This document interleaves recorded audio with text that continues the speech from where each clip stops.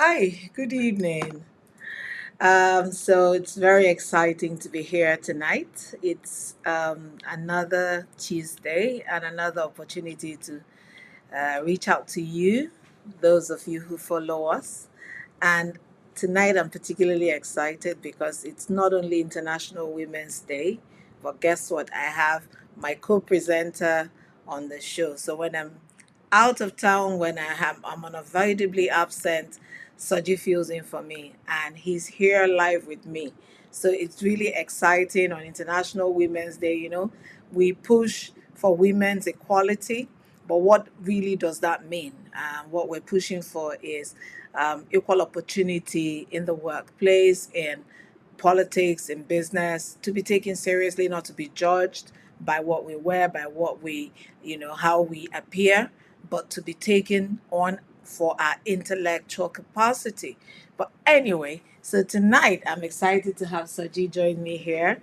And thank you for coming, Soji, making Thank you this so possible. much. Thank you. It's great to be here. I mean, gosh, we normally have this. Maybe I get a chance once a month to broadcast when Chema is not about, but having do a broadcast together in the same room, gosh, it's really nice. Thank you for having me. Thank you, Soji. It's a pleasure, and you always do such a fantastic job anyway. So thank you. Okay, so tonight, if this is your first time of joining us, then you probably need to go and register um, or get on our mailing list on at www.enterpriseexperts.com, or you need to join our Facebook group, Enterprise Experts, or subscribe to our YouTube channel, Enterprise Experts. And when you do that, you must set the notification icon. Touch it, just touch it so that it notifies you when we have our videos. And if you like anything that we say tonight, make sure to invite your friends. Make sure to tell them all about this amazing platform that teaches you about business and helps you do better and grow richer ultimately. Okay, so tonight we have two very interesting questions, and I'm going to speed up and take them as quickly as possible. So, the first question is, when a business strategy fails, what do you do? What do you do when a business strategy fails? Okay, so the first thing is there are various types of strategies to deploy in running your business. So you have the cost leadership strategy, which basically focuses on products and services, offering them at a lower price than the next entity. And then you have the product differentiation strategy, which essentially um, pushes you to differentiate your product in a different way. So to find the unique selling point. So you're not focused on pricing, you're focused on what distinguishes your business from the other person's business. And of course, it's the third one is the focus strategy. It's a strategy that allows you to focus on a particular target market. So you have your cluster group that you want to focus your attention on, and you want to understand their values, their preferences, the things that are important to them, and you want to deliver that. So which strategy is it that failed? So it depends on what strategy you had deployed in the past. If the strategy you deployed in the past was appropriate for your business, perhaps the timing of it or the positioning of it might have been wrong. So it's not so much all the time that strategies fail. It might just be the implementation of the strategy that Absolutely. might fail. But even when the strategy fails, be flexible enough to, to rethink it, to rejig it, and to re-strategize and say, okay, look, you know what, I've been focusing on pricing. Maybe this is time to find what my unique selling proposition is and focus on it, so that you're now selling more emotively. You're selling to people's emotions, and believe me, that's the best place to sell, because if you can buy into the heart of anyone, into the heart of anyone, surely you can buy into their pocket. That's usually the logic, isn't it? I love that. So You can buy into their hearts. yes. You can buy into their pockets. Yes, so once you can get into someone's heart, then easily you can get into their pocket. So it's important that you understand your strategy and what it is that you desire for it to accomplish for you. But A one good learning point on International Women's Day. yeah, so if you can buy if you can change what it is that you're focused on, then you could immediately begin to address that strategy change. You could begin to see other ways that you could deliver the same value, but tweaking a little bit of how, you know.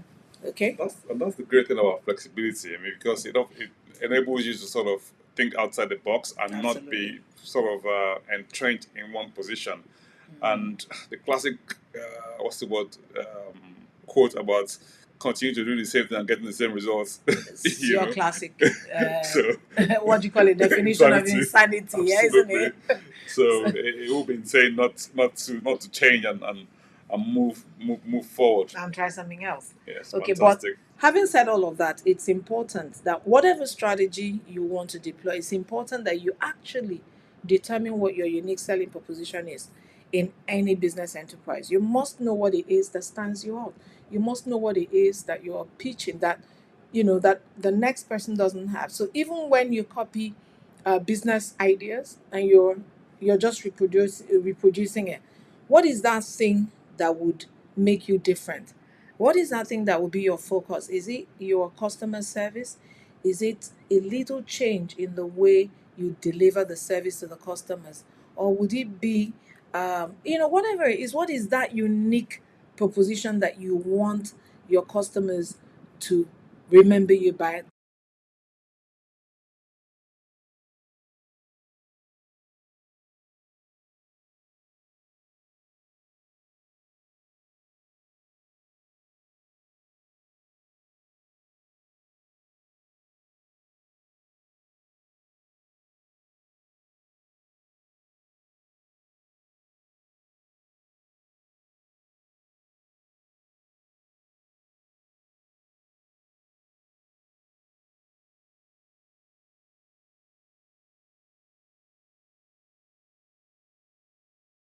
Tonight, we're looking at when making the shift from a one person show to hiring a team. What role is best to hire for first? Interesting. I would like to say that. Who was that question?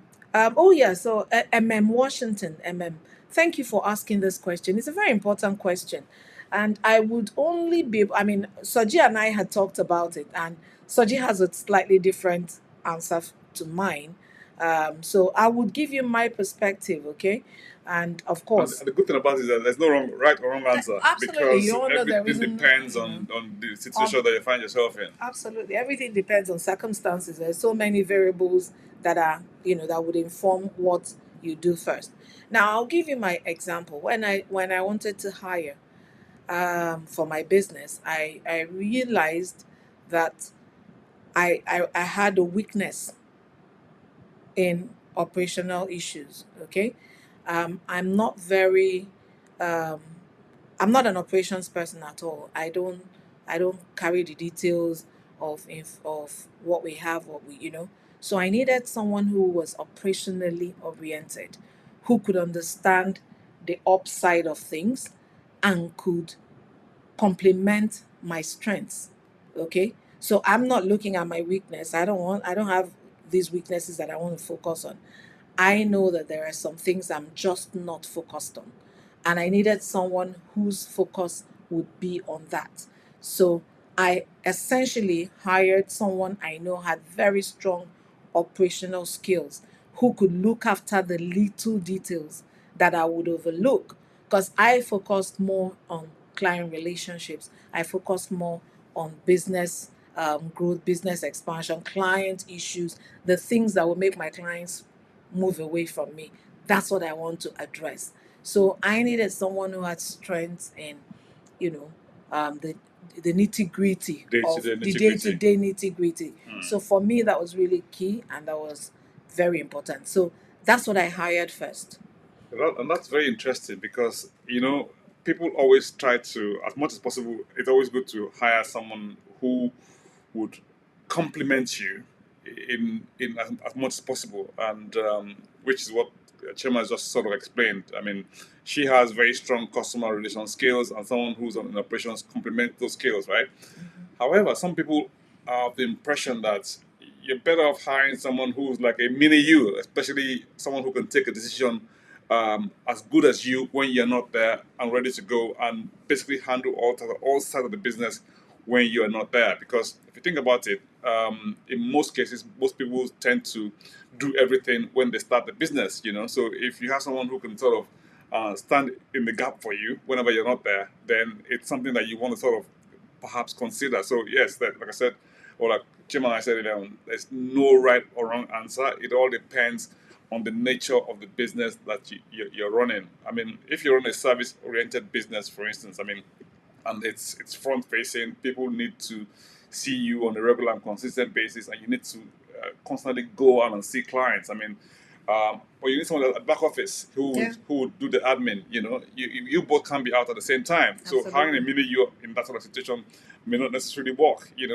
But if you want somebody who, I mean, okay, we didn't quite employ when we first started. We were like a team, if you Jack like. of all trade. Not quite. I think what happened was we were a partnership because my partner and I kind of complemented each other. He was Okay. more the operations person, and I was the what I call the techie ideas, back office type person, and he was much more hands on and going out and seeing clients. Um, so yeah, it's not a one size fits all, and it's a good day to have what's the word, have complementing skills, because in most relationships you find that men do things in a particular way and ladies do the things in their own way. You think? Okay. Okay. Men Well, are from Mars and yeah, women we are from Venus are Venus. from Yes, Venus. So, okay, yes, but on a very serious note, though, I hope that kind of helps you, because one of the things that it's important to note is that, like Soji said, there are no right or wrong answers. There is only what is right for your business. absolutely, Okay, so absolutely.